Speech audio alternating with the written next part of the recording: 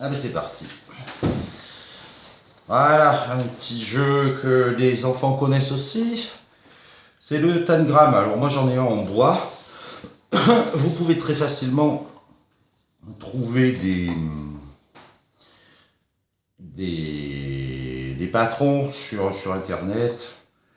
Vous le fabriquez en carton. Alors vous pouvez partir d'un rectangle. Vous trouvez très facilement des patrons. Hein. Hop là. Voilà. Comme ça, lui. Voilà. Voilà. Bon, un rectangle, on peut faire un carré. Donc c'est le jeu japonais que beaucoup connaissent. Et c'est un super jeu pour travailler le temps, parce qu'il faut respecter des procédures. On ne fait pas les choses comme ça tout d'un pet. Et voilà, alors je le travaille beaucoup avec les enfants. Des petits, on peut le travailler avec des beaucoup plus grands, et même il y a des casse-têtes qui sont absolument affreux. Moi j'arrive pas à faire. Hein, quand vous commencez à partir dans des figures un peu plus complexes, par exemple comme voilà la flèche. Bon, ça voilà, vous avez des chiffres, voilà un patron, vous avez des lettres.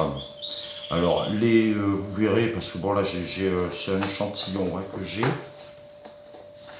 Vous avez aussi des figures impossibles avec des vides à l'intérieur. C'est très. Il y a de quoi bien se casser la tête, hein, même pour les plus grands. Alors après, vous avez toute la série des animaux que les enfants aiment bien. Voilà. Les corbeaux, c'est les plus difficiles. Vous avez les lapins qui sont assez faciles. Vous avez les chats. Alors je les vois pas. Alors ils sont où les chats? Il y a les chats. Mais je ne sais pas où ils sont. S'ils sont là, ils étaient devant mon nez. Puis après, vous avez tous les petits bonhommes. Alors là, il y a quelques exemples de petits bonhommes. Mais il y en a des tas. Vous avez aussi ceux qui sont assez simples à faire, c'est les Indiens. Parce que regardez, je ne sais pas si vous voyez bien, mais vous verrez les Indiens, rien qu'avec les plumes sur la tête, ça vous élimine 4 figures. Sachant que dans le tangram, c'est japonais à la base, et vous savez que, ça je le dis aux élèves, les Japonais, ça rigole pas. Ça rigole pas. Vous avez 7 figures.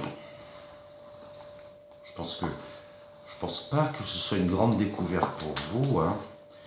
Vous avez 7 figures et à chaque fois, il faut que la figure qu'on vous demande comporte les 7 figures. S'il vous en manque une, c'est raté. Si vous en avez trop, c'est raté aussi.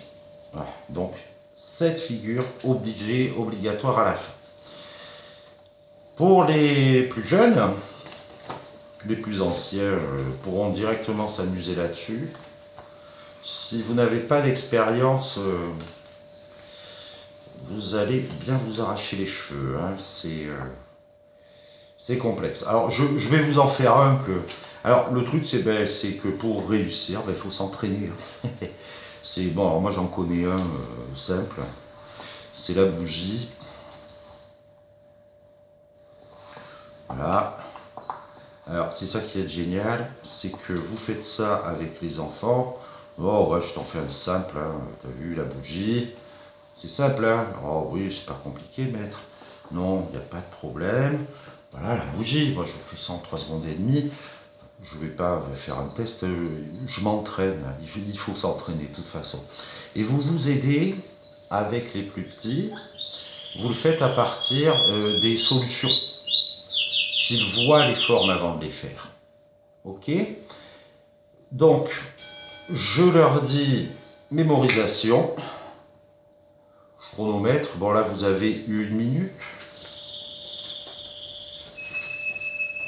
Alors, on fait passer par les oreilles, on fait passer par le toucher, mais là on fait passer par la vue. Voilà une activité où la vue est indispensable. Vous laissez le temps que vous voulez, hein. Faut que l'enfant soit en réussite.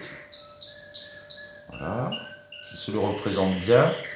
Et pour les aider, si vous voulez, vous pouvez séparer pour montrer que les deux petits triangles vont venir là.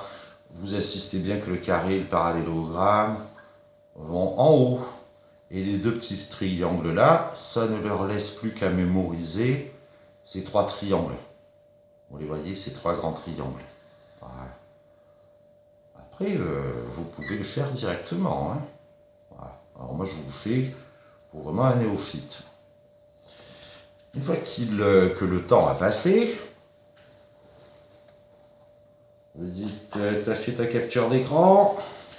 Capture d'écran.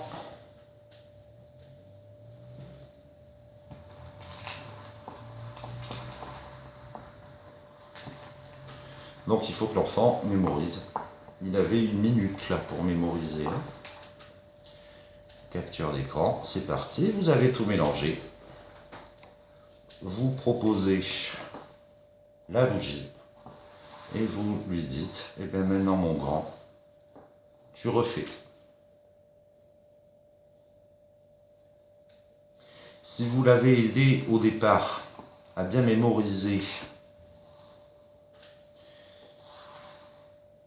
ces deux-là, et celui-là, le travail est fait. Il faut que dans sa tête, il ait gardé ça. Ça, on l'évacue. Ça, on l'évacue. Parce que regardez, ça coule de sens. Ça coule de source, pardon. Vous voyez ? Donc, il sait très bien, s'il a mémorisé ces trois-là,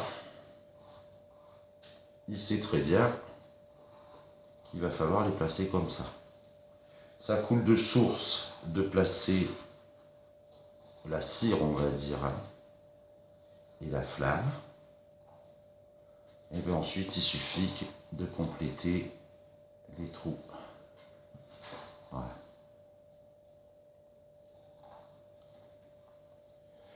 J'ai eu il y a longtemps un Zacharie où on avait travaillé sur les chats et qui s'amusait à... Parce que vous avez la position du chat couché, la position du chat qui est assis, vous avez des tas de chats, et allez chercher d'autres patrons si vous voulez, et on peut les faire évoluer. C'est-à-dire en déplaçant un minimum de pièces, on va transformer une silhouette en une autre. Voilà. Amusez-vous. Ça c'est pour tous les âges. On peut commencer chez les plus petits, en section, c'est bien. Fin de moyenne, en les aidant, hein, mais en partant de là. Après, la bougie, on va la travailler, et puis on va demander à refaire la bougie, sachant que il faut les 7 figures. Amusez-vous, bon courage. Il y a de quoi faire, hein.